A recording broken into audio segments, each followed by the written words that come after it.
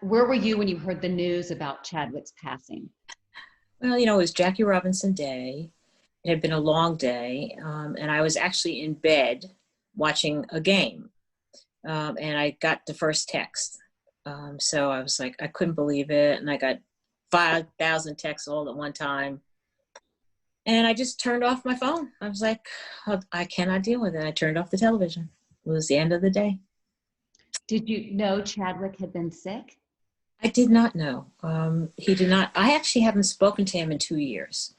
And that was unusual. And I was, sort of feeling badly about it. But I thought he was just very busy.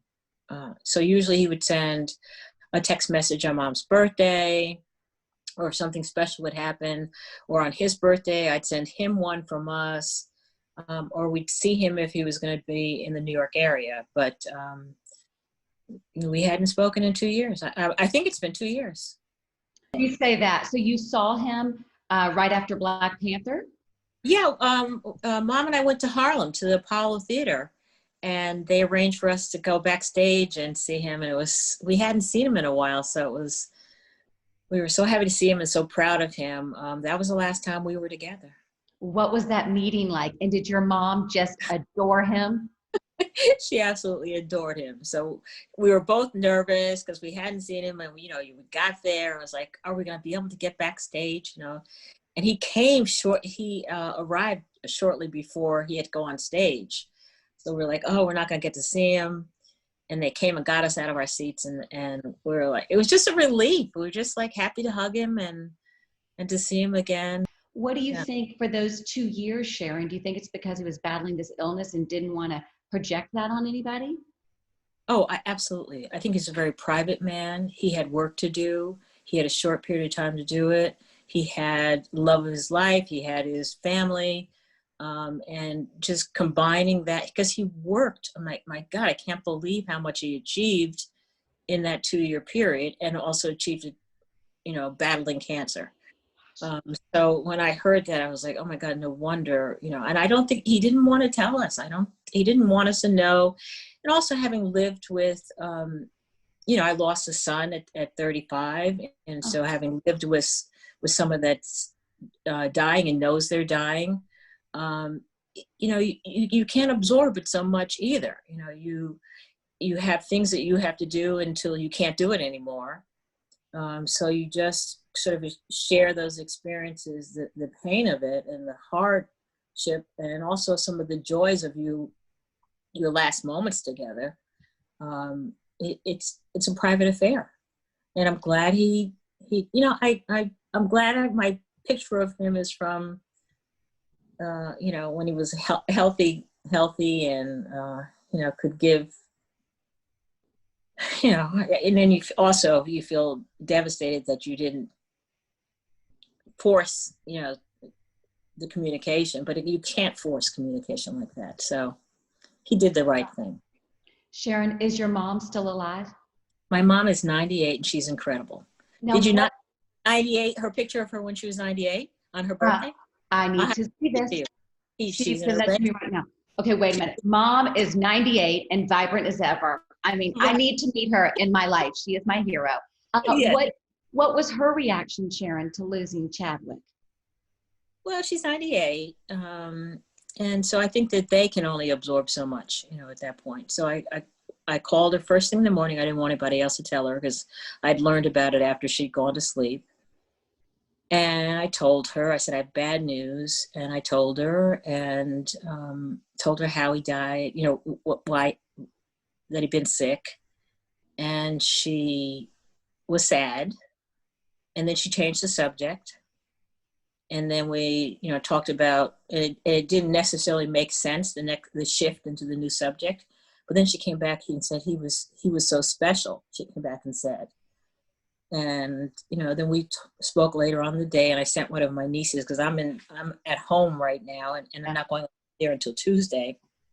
So I sent one of my nieces over, and she hung out with her in the afternoon, and she did not bring it up. So, I think, like I said, she knows it happened, and she's sad about it, but, they're protecting their, how much pain they can absorb. What do you think your dad would think about where we are in the world today, Sharon, where we are with the Black Lives Matter movement and what we see in sports and everything going on? You know, in many ways, this week has been filled with highs and lows, and I for me, it's seeing athletes unified, sharing their pain, saying, you know, the game doesn't matter tonight. We have to send a message, and then getting back out and playing. You know, so you have to, if people are not getting it, you know, if it looks like, hey, you know, we've tried this and people didn't get it, you know, the violence again in our communities is continuing. They had to take it a next step, and they did it across sports, which was totally amazing. So I think my dad would have been so proud of their courage and them taking the stand and using their voice to its maximum and getting the attention of their respective clubs. I mean, right now, NBA and Major League Baseball are working on voter registration, you know, getting people out to vote. I mean, so there's action associated with each of the major sports as a result of the activism of their players, their product, you know. And my dad, when he was alive, it was painful for him when he couldn't get a current athlete to travel down south with him. Yeah.